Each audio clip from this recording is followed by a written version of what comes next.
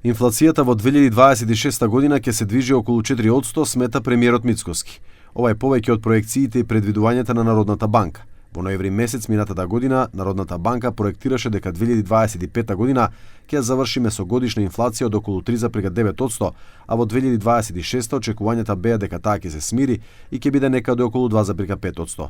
Но според изјавите на премиерот, цените се очекува да растат и оваа година. Мислам дека околу 4% ќе се движи годишната инфлација. Тоа го зборуваме веќе со месеци. И тоа што ние го правиме се зачестени контроли на Државниот пазарен инспекторат, зачестени контроли на Комисијата за заштита на конкуренција.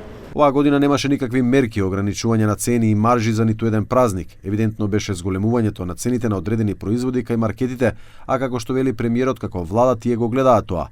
Најави и конкретни чекори, но и казни. Ќе предложиме законски измени за следната година со многу поголеми казни за сите оние ланци на супермаркети кои што го изигруваат законот за нефер трговски пракси. За некои од ланците веќе имаме докази и мислам дека така ако продолжат ќе морат клуч да стават на врата.